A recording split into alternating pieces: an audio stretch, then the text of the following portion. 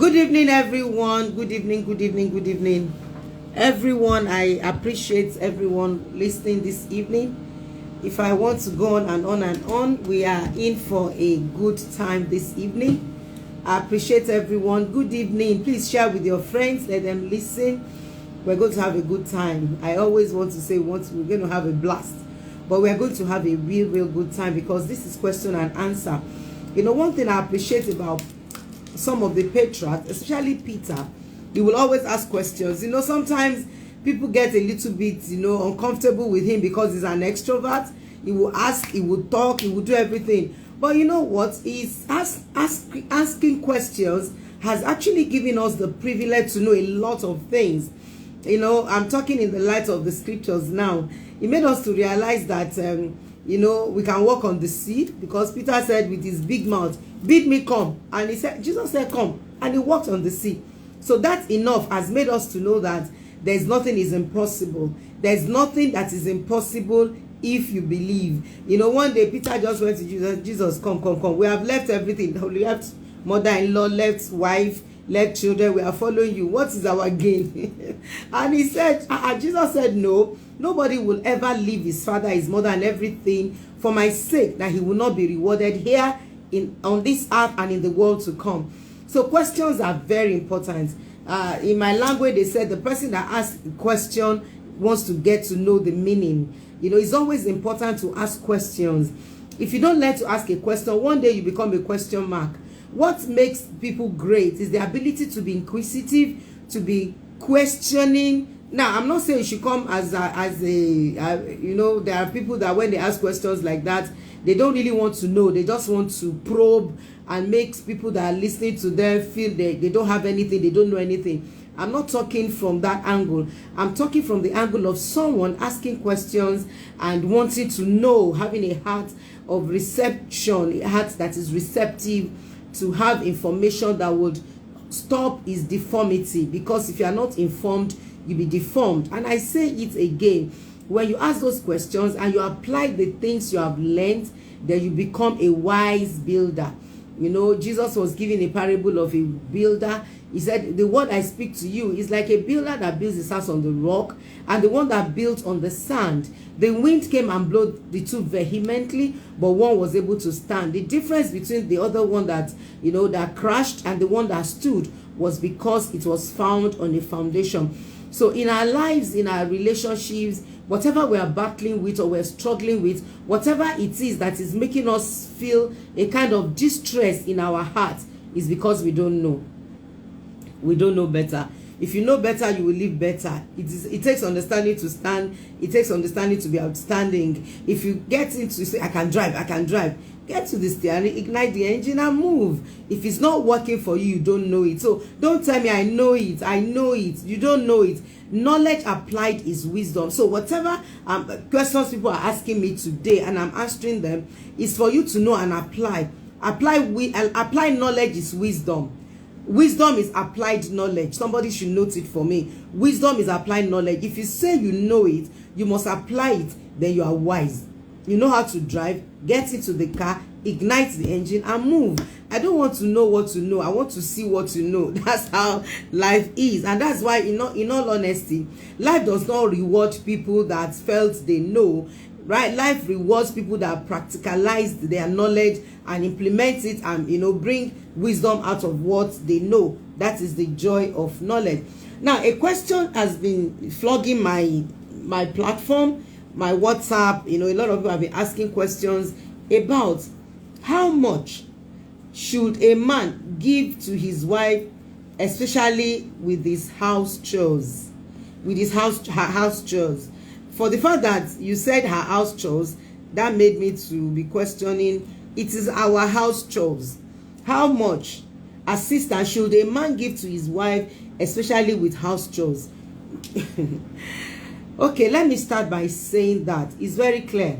If you actually love one person, if you love your wife, you will not allow your wife to go through the stress of having to do everything. I've seen men, you and your wife, you went to work, came back from work, having to probably pick the children from school, or somehow the homework is there.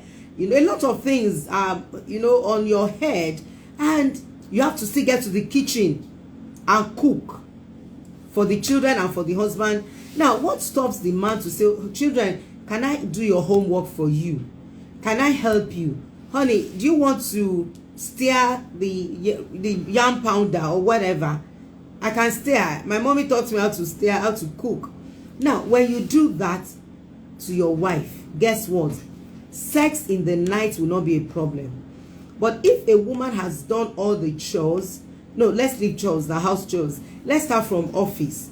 Went to work, had all the embarrassment and the harassment from the boss, having to meet up with the job obligations and all of that, and having to come back home with the children. You know the kind of pressure your children will give you, no matter how spiritual you are. I remember I was telling one of my wonderful ladies that in this house you will not shout again. You know what she said? She said, "Ma, you have to tell the Holy Spirit to come to this house." I laughed, you know. That was very, very interesting and funny, because shouting is part of raising children when they are still young.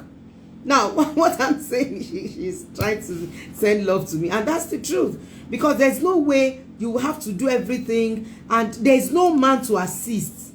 Now, the man wants to bring, don't let me say what I want to say, because I'm on a social media. She's laughing. You know, I was going to say in the night. I don't want to say miserable leg. You didn't hear that. Please, you did not hear miserable leg. He now brings his leg in the night and say, can I touch you? I'm sure you will just tell him, please, can you just leave me alone? My head, my knees, my shoulders are paining me. I am not interested. I'm tired. Now, you now see men. Let me read this to you. You will laugh, some of you. I'm talking about, somebody asked a question, how much assistance should a man give to his wife, especially with house chores? I need to read this to you from my ministry phone. Yeah, let me see it too. I have to see it too. Yes. Now hear this. I will read it to you. I'm married with children. I never asked for sex until she demanded for it by signs. You will laugh. All of you will laugh. I took this instance more than 20 years ago. The reason for this was that when I demanded for sex, she refused and said she was tired, and she went to sleep more than 20 years now. I've never asked for it, but once in 5 months she makes signs and I give. I'm sure somebody is helping me to laugh. Now, I don't know why I asked this question, honestly. I'm taking you somewhere this evening. Please follow me. Please, how old are you, sir? I'm 67. 67. How old is mommy? These are my questions. I wish somebody should help me to read it here. You will see it there. How old is mommy? She's 62. Can you see what happens when we don't really meet our needs in marriage? Daddy only have sex in 5 months, and until the mother wants. About 67, a man of 67, a mother of 62. Until the woman wants, then she will show signs, and the man already understood the signs. Now the question is, I didn't want to embarrass this 67-year-old man. Honestly, I didn't want to do that. I would have asked him, how have you been meeting your sexual needs? He must have been masturbating, watching pornography. That's the gospel truth. A man wants to have sex after the 3rd day of any day. I don't know how the people that are married, and one is in Kafanchan, one is in Maiduguri, I don't know how they are doing it. But what I'm saying is, for a man, after the 3rd day, the man would want to have his wife. So for him to have managed it for 20 years and only does sex once in 5 months, that is questionable. But I didn't embarrass the man. Let me tell you the answer I gave before I continue. Grandpa, please be patient. This is the evening of your lives, sir. More prayers to be a blessing to your generation is remaining. The man said thanks. Thank God he's on text, not on YouTube, not on Facebook. It was a text message the man sent. Now, what I want to say this evening is clear. When it comes to house chores, if you really love your wife, you will assist her and help her. Now, helping your wife is actually helping yourself. It's nothing to do with helping your wife is helping yourself. It has nothing to do with men, when they are helping and doing chores, their ego makes them to feel that they are not manly enough, they are not masculine. How can grandpa leave grandpa alone, I beg? 67 and 50, 67 and 62. Very interesting. It's a true story. I listen to a lot of things that makes me laugh on these programs that I'm doing. Now, the point is, for a man to help your wife is helping yourself, and it does not diminish you. It does. Sex is a serious issue in our marriage. Thanks for bringing it up. Yes, so okay now. So let's go. Thank you, sir. I didn't even know that. I'm just ministering to someone here today, which is good. We are going to flog it properly. Now, when you help your wife to do chores, you are, as a matter of fact, what you are doing is you are preparing her body. Now, when it comes to sexual feeling for a woman, it's not visual. For men, if your wife is dressing up in the morning, you are ready to have sex. Passing by you, touching you alone, erection has come. I hope I'm talking to mature minds. Now, that is not how a woman is wired. A woman is wired like a well. The Bible says, draw water from your own cistern. A woman's feelings for sex is not on the surface. You want to have sex with your wife in the morning, in the evening, you must have started from the morning, touch, do house chores, verbalize her beauty. My wife is beautiful. I like your dress. Touch her breast and go away. You are preparing her for sex. Now, for a woman, she will get the message. We have power of intuition, power of perception, power of sensitivity. We know that, don't worry, in the night, you have opened the door, you have prepared the way. For a man, it's not like that. So as a man, if you know that you want to keep enjoying sex with your wife, at one Saturday morning, announce to every child in that house, tell them, today we are giving mommy breakfast on bed. And you are not, nobody is sleep. Mommy, sleep. You have been cooking 24/7 all the time. Now we want to treat you, even if it's not as sweet as a meal. Wow, you are blowing her away. Sex will not be a problem. That is one. Number two, when a woman is tired, she's not going to respond sexually. Now, that is on a side. Let's now look at another side. Hear me. We speak 4 different love languages. One is quality time. What speaks love to an individual differs. 1, quality time. 2, act of service. 3, physical touch. 4, words of affirmation. 5, giving of gifts.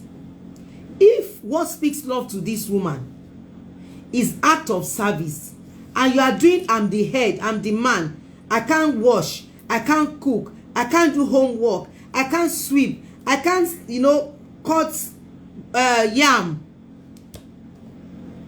this woman will just conclude you hate her. I'm sure that 62-year-old woman had concluded that my husband hates me, because probably, I'm not sure, I didn't pry further because they are old. I have other younger generation that I'm helping than to be looking at 67-year-old man and 62-year-old woman to resolve their conflict. I have told daddy, grandpa, stay with God, touch your generation, carry your cross and go to heaven. That was my advice, and he has said thank you. But for you that is young and you are coming up, hear me, you don't want to commit adultery in your marriage, you must understand what speaks love to your wife. If this woman, the wife of this man that asked the question, what speaks love to her is words of her, it's act of service, and you are making her to do all the chores, forget sex. Even if she's not tired, she will say she's tired. So if you understand what speaks love to your spouse, then when you love your spouse, what do? You help, you assist. You need to be there. Don't be an African man, be a kingdom man. If she does everything and you help her to do some things, what you have done is so simple. You have made her to feel special. You made her to feel important. You made her to feel that, wow, she's not a maid. She's not a, even housemaid. Sometimes you give them gifts, you pat them at the back. Most men, hear me, even if you go to a prostitute, you pay. I don't think any prostitute will service you sexually without payment. Now, if life demands from you to reciprocate what you are going to get, your wife the same. I hope I'm making sense here. If somebody gets what I'm saying, let me know. The challenge a lot of men have, because this question is deep, is that they don't want people to think they are weak. It's a sign of strength when you help your spouse, your husband, or your wife rather. It's a sign of strength. As a matter of fact, you are telling your daughters, you are teaching your sons to be responsible. You are telling your daughters men are good. You know, when we do things like this, we forget that everything about us as human beings is generational. We live beyond us. Many things are happening today that whether you are conscious of it or not, you will discover that you are not going to leave a wrong legacy. People give legacies to their children. They allow their children to see the proper picture of a good home. So by the time they are having a little challenge, it's more than 5. I feel that you are more deep rooted. It's 5 actually. It's 5. I feel that they are more deep rooted. Now I'm talking about primary. What speaks love first? There could be secondary, you know, the 2 parts, maybe giving of gifts. Did I mention giving of gifts? I think it's 5. Okay, let me start again for the sake of record. Act of service, words of affirmation, giving of gifts, quality time, and physical touch. So it's 5. I mean, professionals have proven it that it is 5 love language we speak, but that is the primary love language. Some it could be act of service and quality time. Some it could be gift and touch, depending on the what speaks love to an individual. But what I'm saying is, don't be an African man, traditional man, thinking that when you help your wife to do chores, then it's a sign that you are weak. Now let me balance this. I love to balance things. As a woman, if your husband went out of his way to do chores, to do something for you, it should be a thing of acknowledgement and appreciation. You should not take it as a right. I can't go through that my text now. I would have read it to you. One man, after I finished preaching on radio, the man just said, you know what, I helped my wife, and you know, and she was expecting it the second day. No, you can't expect it the second day. If you don't appreciate and acknowledge the fact that you had breakfast on bed, a whole Saturday, you are just sleeping on the bed, breakfast came from your husband, lunch came, dinner came, and you just stretch your leg, and on Sunday morning you wake up and say, okay, church. For the next 2 months, that act must be acknowledged, appreciated, validated, expressed to other friends. You can actually send a text to your friend and say, my friend, my friend, I'm sending text message now. My friend, guess what? My husband gave me breakfast on bread. Can you thank him for me? You must never say that is his duty since I've been doing it. If you do that, you have crushed the ego of that man. He will never do it again. Now, don't get me wrong. When we talk about 5 primary love languages, if your spouse primary love language is, I'm not teaching love language today. I needed to just be focused on the Q&A. Now, if your wife, if her love language is act of service, and you are helping her to do chores, you are assisting her consistently, she should be appreciative. 1. Number 2, keep doing it. Words of affirmation. Yes, physical touch. Act of service, not out of service. Act. Helping to do something is an action of service, not out of service. Act of service. That's what It is, because I saw the spelling is wrong here. Now, apart from that, you need to understand one thing, that as a woman, when you are privileged to have a man that is helping or is assisting in house chores, my goodness, is a gift, act of service. Thank you. Is a gift, is a special gift from God to you. Don't ever play it down. Now, let me say this to you. There are some men, I'm not teaching love languages today, but I'm just putting it out this way. There are some husbands that naturally, they don't like chores. Because of the way they were raised, probably they were 5 girls. And their mother will say, you are a boy, sit in the sitting room. You are a boy, let's go out together. That is, we are going out together. So they don't even have a clue. They don't even wash their boxers.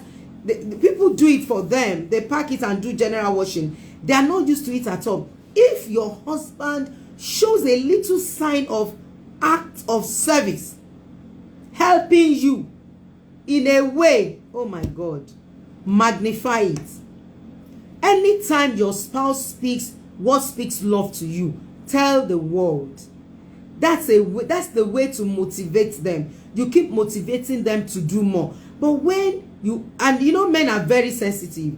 They are sensitive to your reactions, your action. Some women, their mouth is even too big to say thank you. Listen to me.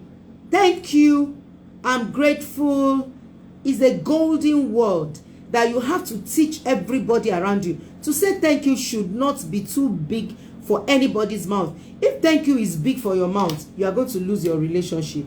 Let me read the second question, because now I spent 25 minutes on that alone. The next question is, how do I discourage my husband's relationship with his ungodly friends? Be his friend. How? The next question is, how do I discourage my husband's relationship with ungodly friends? Listen to me. We are product of our relationship. You make your choice of friendship. The choice of your friendship makes you. Somebody should help me to write it down. You make the choice of your friendship. The choice of your friendship makes you. We are all product of our association and relationship. Walk with the wise, you'll be wise. Bad company corrupts good manners. The moment you know that this friend of your husband, anytime he comes, he must be tipsy when he's coming back home, knocking his head. One thing is, you have to be his friend. I'm going to teach you what to do. You have to make yourself friendly. You have to be accommodating.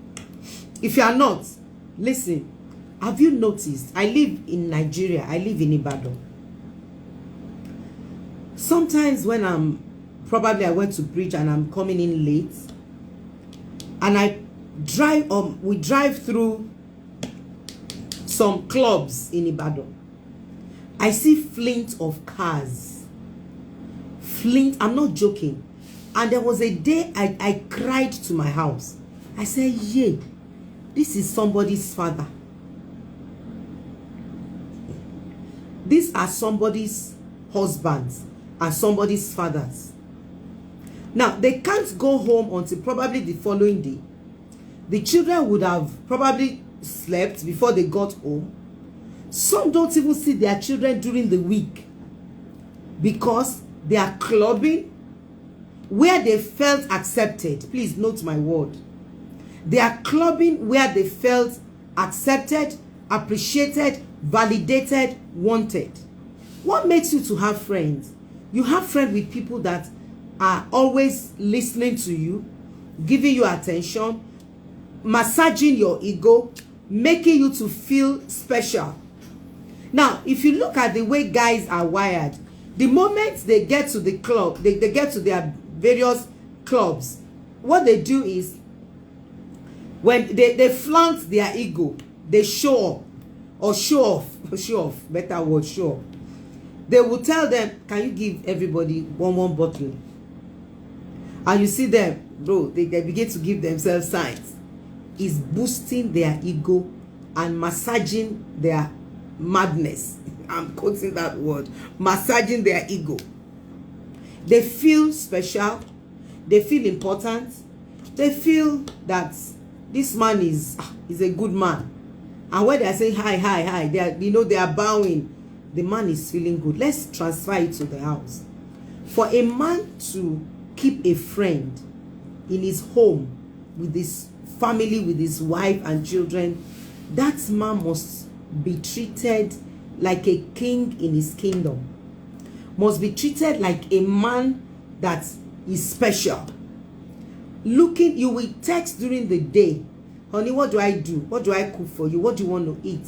I'm looking forward to seeing you or having you. When you keep doing that, the man is looking forward, is longing to come home. If the home front is not okay, he will seek validation, and his ego will be massaged because somebody else is doing it. I told a woman today, just doing therapy for them, her husband was seated. I said, one of the virtues of your husband is he doesn't eat out. You should be rolling on the floor and be dancing. Because those girls outside, let me tell you what happened out there. Some of you are just carrying Bible. You are not street smart. Some of us, we were not street smart. So when I see people on the street, I listen. When I see how they do how they play their games, I try to learn from them. You know why? Because out there, the Bible even says that you go to an ant and learn. The Bible says that we can learn from a fool. So those are people out there, we can actually learn from them. You know what they will do? As soon as, now let me put it this way, your husband has not paid school fees, and he's saying that he's not paying. You say, we have to pay my son's fees. I don't have. Give me a loan, I don't have. And you don't have a choice. You have to go and source for it, because you don't want them to be embarrassing your child, when he gets to school, she gets to school. Now look at those girls. When they know that they have caught him in their web, they won't ask for anything. The first thing they do, I told you there are 5 women in the life of every man. Let me quickly tell you, this is my 5-fold finger. This one is the wife, this hand, and that's what you can do. See the way I held my fist. Now, number 2 is a senior sister or a junior sister. The sister, that's a prophetic hand. Leave my brother, don't do this to my brother. Then we have the long one, the strange woman. The one, if you're a strange woman, I'm going to say something, the one that will not be better for, this longest hand. You agree with me? Then they have the hand where they put their wedding ring. This is their mom. This is their mom. Just know that. That's their mom. Then they have their daughter. So, but I'm happy that you are this, because you can always do like this and hold all of them hostage. You can hold them like this. Because the only thing he can do with you, he cannot do it with all other ones. If he does it with a strange woman, it's adultery. You can't sleep with your mom, you can't sleep with your daughter, you can't sleep with your sister, you can sleep with your wife. So you have an edge. Thank you for showing that sign of love. You have an edge above all of them. Because he's going to come back and say, hello, hi. If he sleeps with his daughter, it's prison, it's an abomination. Sleep with the mom is trouble. Sleep with the sister. The only person, I brought these 5 fingers out to explain something. The only strange woman that he sleeps with, and of course his conscience will be telling him, you have done wrong, this is not right. Now you are the only one he has the right from heaven, permission to do anything with. But these women in his life exist. Now this strange woman, how did they do it? They will never in their life react to anything. They will never react to anything. What they will do is, as soon as he tells them they've gotten him, thank you, ma, thank you. Somebody said preach it. Now, one thing they will do first and foremost is, when they know they've caught him in their webs, they won't ask anything. As soon as they come back, the guy goes to them.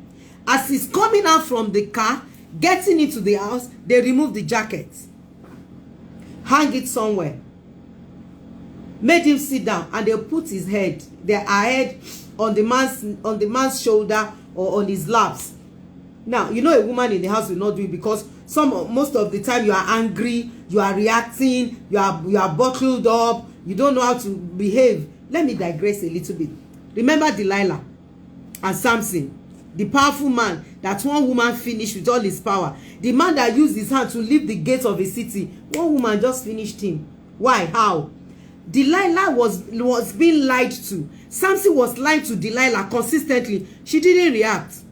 She has a focus. She had a goal. She knew what she wanted. She has been paid to finish the man.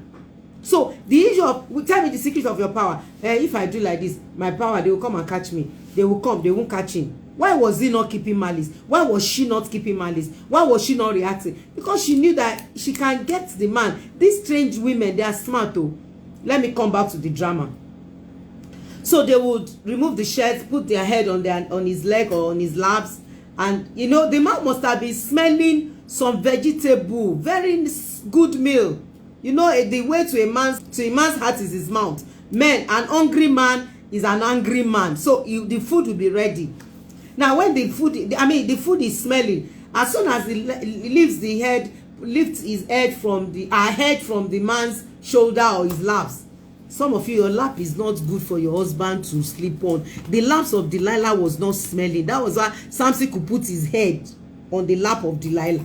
So watch your laps. We'll talk about it some other time. Maybe when a question comes about neatness and all of that, I will talk about it. Now, the woman will now rush to the kitchen, look for the best dinner set, the best wares, china wares, nice, plates and all, will set the table. That's what they do. He will now set the table. Now the man he didn't ask for $1 or £1, no, or £1. No. He does it from his pocket. So the man is actually thinking, how do I reciprocate this? So don't forget the school fees of your son, and your daughter is waiting, and he said he doesn't have money. So the man will eat. While they are eating, he's putting food in his mouth. Picture what I'm saying. This is a fact that happens everywhere. Ask men. I run a school of ministry for women. And when women come and say, ma, you don't understand, my husband. And sometimes I will have a way of having to go and ask the girl. I say, girl, what happened? He said, ma, I didn't use juju. I used love to finish him. Now, I need to balance here. When we are talking about an addict, somebody that has sexual problem, is another topic on its own. So don't go and kill yourself if your husband is sleeping around and is now accusing you that you are not giving him sex. That is addiction. I'm a professor. I'm a sexual addiction therapist. So I understand that dynamics. I'm talking about normal relationship, a man that has family value, a man that wants to keep his home, but you are not getting it. That's the one I'm talking about. Now, after feeding, while they are eating, he's putting the muscle of pounded jam in his mouth. They are biting meat together. They are eating. They are romancing. After that, the next point of call is sex. And that sex is not an ordinary sex. It's not the one that you will do at home. Do what you want to do and stand up. That's not how those girls do it though. I don't know if I'm permitted to say some things here, but I'm coding it, so I've been permitted. That's not what they do. They don't do that missionary pattern and all those things. They don't do it. Somebody's laughing. They don't do it. Oh. They do it. They make sure that the man gets to the peak of his sexual desires. I'm being careful so that they won't block me. Now, at the end of the day, what happened? While they have done some, the man will doze off. Probably some men dozes off, wake up again, maybe tell him that anything again, start massaging his whatever again, probably another one, which at home, that one itself, to that woman is a chore, is work. Then the woman, after the second time or whatever, third time, depending on the energy of the man, the lady will go out and pick her phone. And she would do something like this. Oh, they are still calling me again. Why now? They don't have to call me. What's going on, Jerry? I'm just tired. The ears of that man will be on the ground. What happened? What's going on? Don't mind them, Jerry. My mom has been ill for some time. Yeah, she's in the hospital, and my brother is not even going back to school because we can't pay the school fees and all of that. everything is just around. It's just, it's not just okay. The man will say, don't worry, don't worry. Just don't worry. Don't worry, we'll take, how much is mommy's bill in the hospital? 200,000 for now. Because she's being given a oxygen, God forbid. She will cook up a story. I'm just using that as an inference. Then, what about your brother's school fees? It's a private university is going, and it's like 600,000. So that's about almost $1 million. Please, don't worry. Can I have my phone, please? The guy will transfer 1 million naira. You woman at home, who does not know how to massage him, who does not know how to keep him, who does not know how to take care of him, what happens? You are still struggling and you are getting angry, you are keeping malice, your blood pressure is going up, you have ulcer, you have cancer, you have migraine and everything, and the man is living his life. Now, the moment that long finger, the moment it gets in, that's the end. Now, let me say something here. When it comes to infidelity is not just intercourse. Is a covenant. When you have sex with another woman that is not your wife, you have entered one chance. Because we don't even know the ones that are water spirits. We don't. That's why I said STD is not sexually transmitted disease. It is spiritually transmitted disease. STD is the same word. When you do that, you have covenanted yourself. You have sold your soul to a woman that is not your wife, because sex is blood covenant. Maybe you don't know. Maybe I will explain. When you have sex with your wife, what happens? Sperm turns to blood. So when you are having sex with a woman that is not your wife, is a blood covenant you are entering into. And when you keep having having blood covenants with so many women, what happens? You are selling your soul. You are destroying your future. Not only your future, your children. There are things in a man's life or in a human being's life that you can stand before God and say, God, check me out. Even if the devil comes to harass you, he will lose and miss at the end of the day.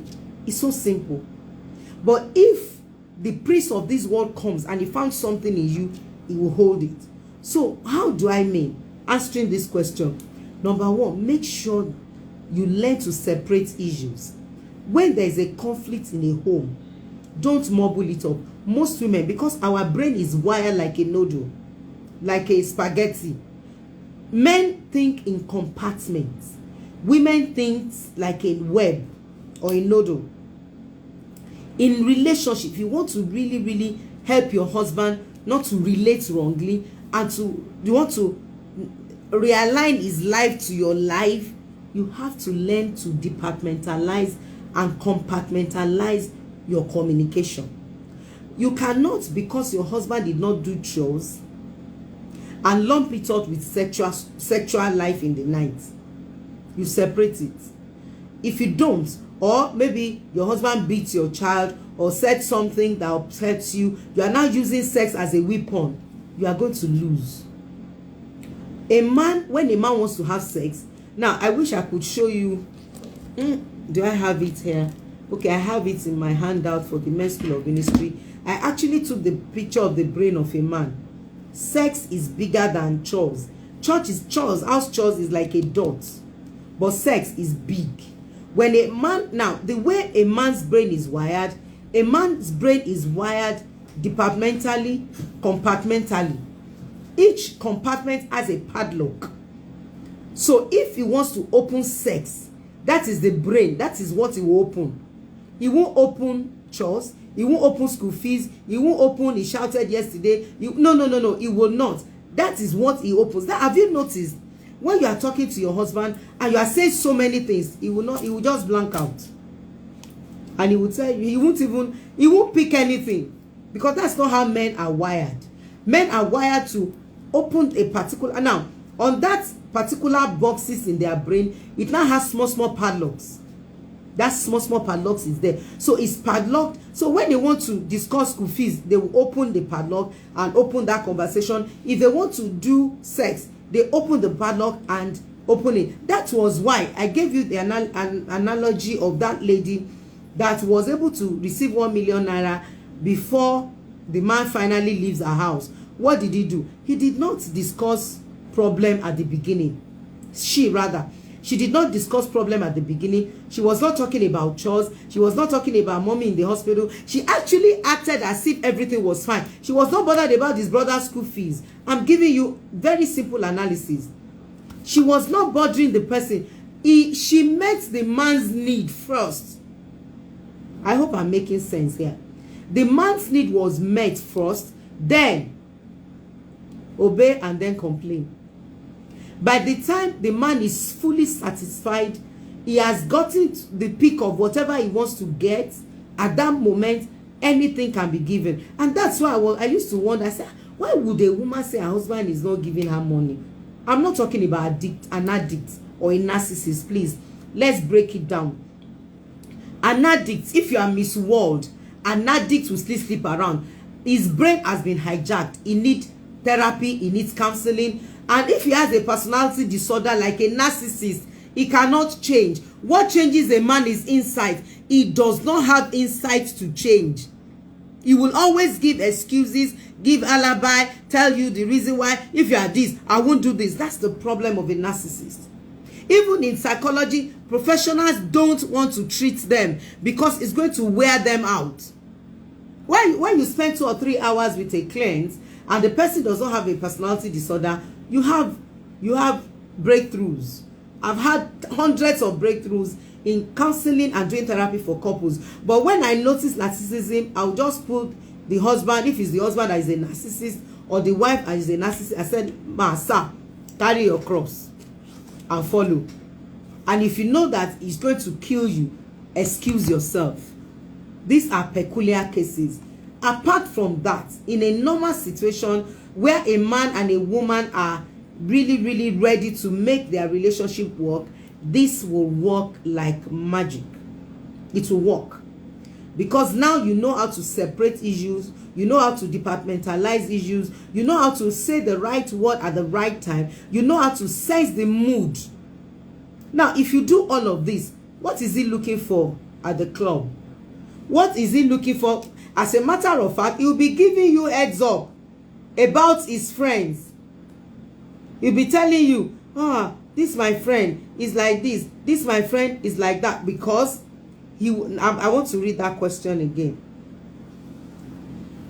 My friend, how do I discourage my husband's relationship with his ungodly friends? He will be the one that will come home and say, oh, my husband is this, my husband is that, I mean, my friend is this. That my friend is not good though. He's not a good man at all. Now, another thing is, if you are able to communicate, you are able to speak the mind of your husband to, let me put it this way, you are able to come to a place of speaking what speaks love to your husband.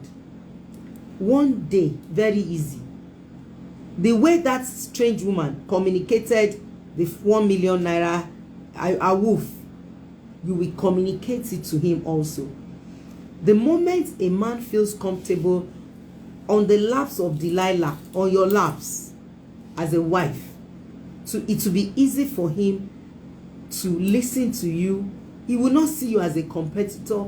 I'm talking about people that are normal. I'm not talking about abnormal people. I've mentioned some personality disorder. We have sociopath, we have psychopath, we have narcissist, we have bipolar, we have borderline personality disorder. I'm not talking about that. I'm talking about people that are normal. You know that this man wanted his home. It's just that you guys are not understanding each other. In that light, you'll be able to tell him, my dear, this person. Now, let me teach you how to say it. At least one way of communicating. Compliment. Say what you want to say and compliment. Never confront without a compliment. There is no man that you keep confronting that will listen to you. He will not listen to you. Say, my friend, are you the one giving me contract? My friend, are giving me contract. They are my friend. They are helping me. What are you helping me to do? They are assisting me. He will talk it out. He will not listen.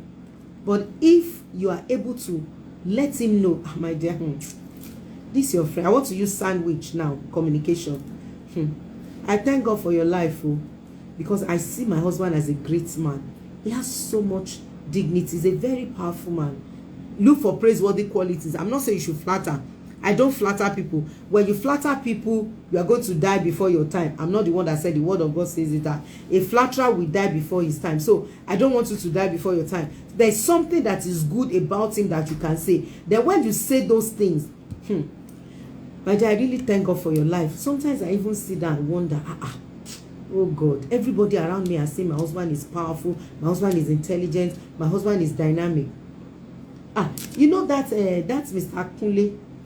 Mr. Kunle is not in your class, so that Mr. Kunle that you know the children will be battling with school fees. He will just come home drunk. His wife, see the way his wife is looking. See the way I'm looking. My dear, you are the best husband in the whole world, Jare. That Mr. Kunle is not a friend that somebody should be following. You know, if somebody follows that kind of a man, that man is not a responsible man at all. But my own husband is the best man in the whole world. Is somebody hearing me now? Take it or leave it. That statement is made, and is made for good. Don't say more than that.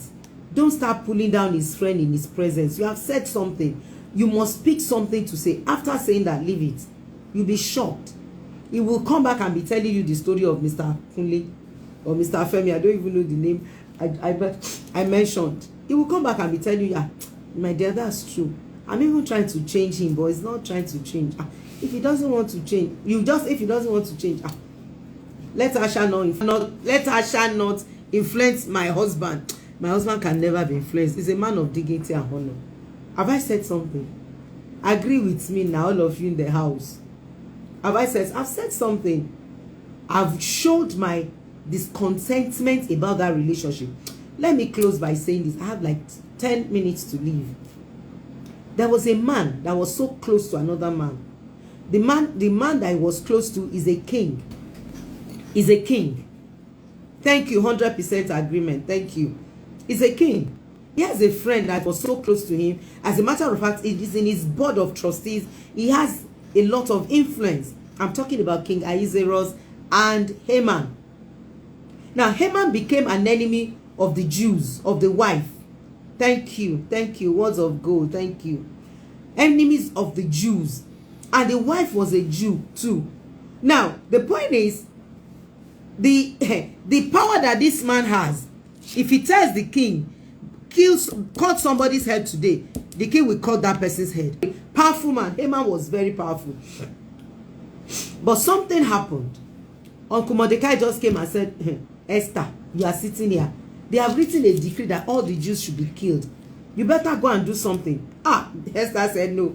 My husband will not want to see anybody. See wisdom. My husband will not want to see anybody. If you like, keep quiet. Maybe God puts you in, put you in the kingdom for such a time as this. And her head just, alarm on her inside just stood up and rang. Woke her up inside and said, okay, let's see what I will do. And she said, okay, go and fast for me. I will also fast. I'll go to the king. If I perish, I perish. Don't forget, Haman had written a law that all the Jews should be killed, and the king have signed the documents. What again? What else? But one wise woman who knows how to dissociate bad relationship in her home did something. Fasted, prayed. They went to meet the king. She went. As soon as the king saw her, favor spoke. He said, honey, come. What do you want? I will give you to the half of my kingdom. Now, the point is that she was not emotional. If some women, the moment they hear, I will give you half of my kingdom, they are scattered. Calm down. A woman fights dynamically, intelligently. You don't fight anyhow. Because if you make one mistake like this, that's the end. You have to be smart up there. And guess what happened? Amazing. Something just took place there. They had a dinner. He said, my dear, no, I just want you to come and eat. Nothing.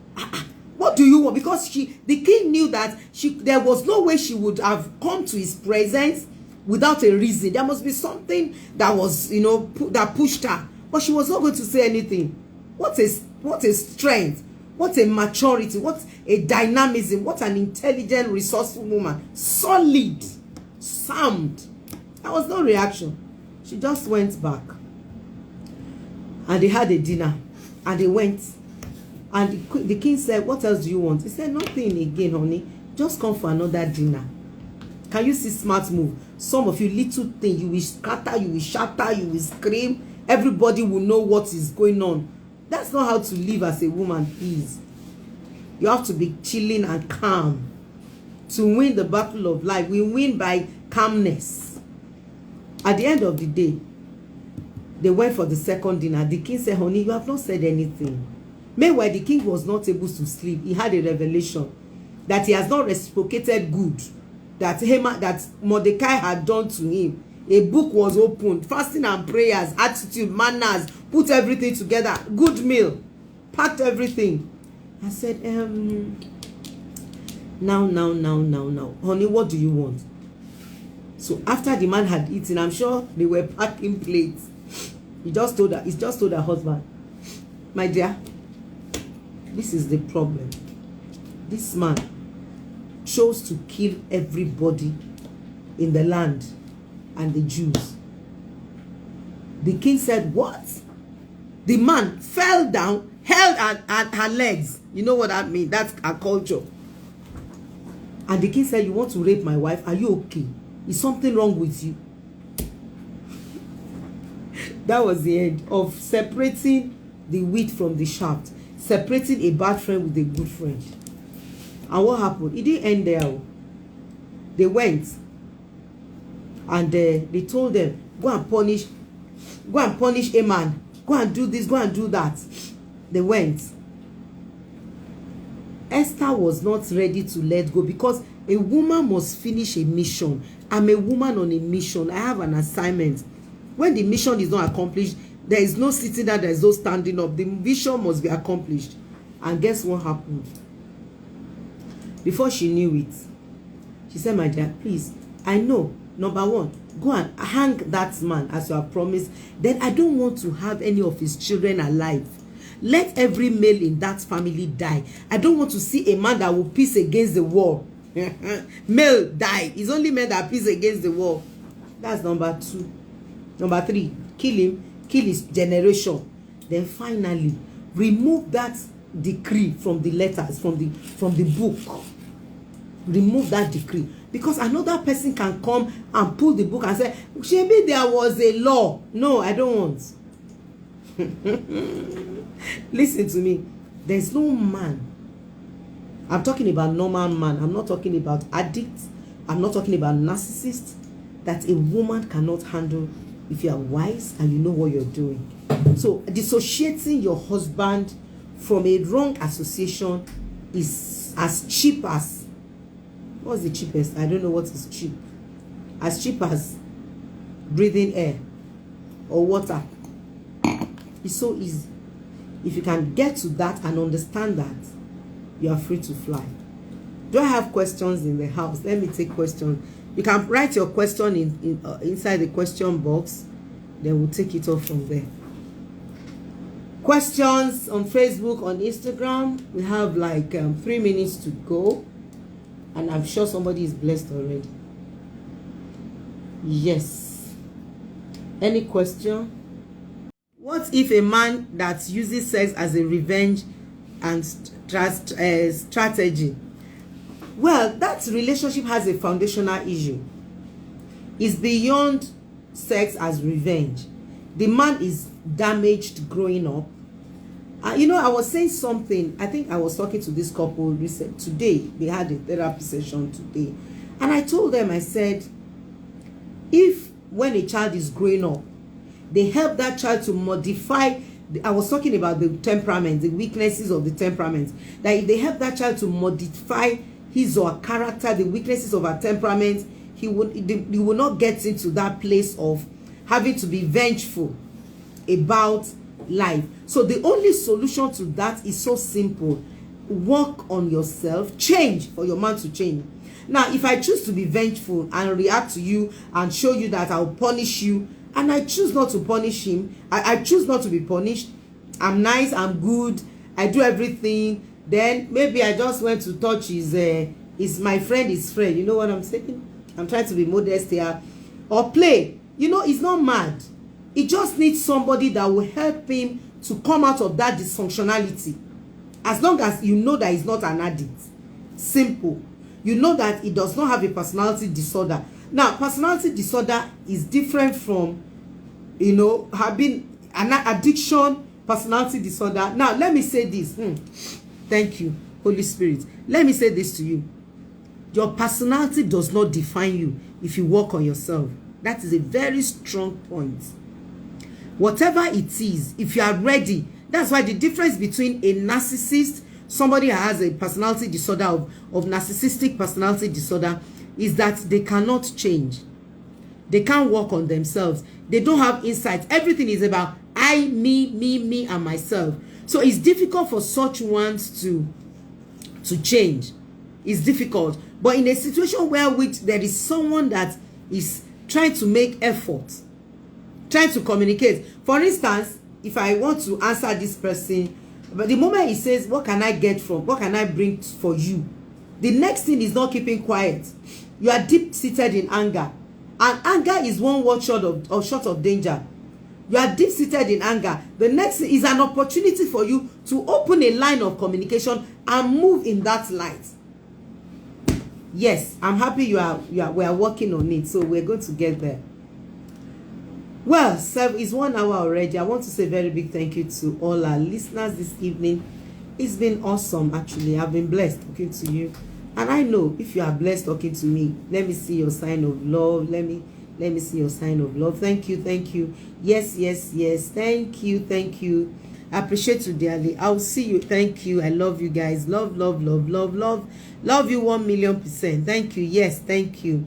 I'll see you again next week. Thank you.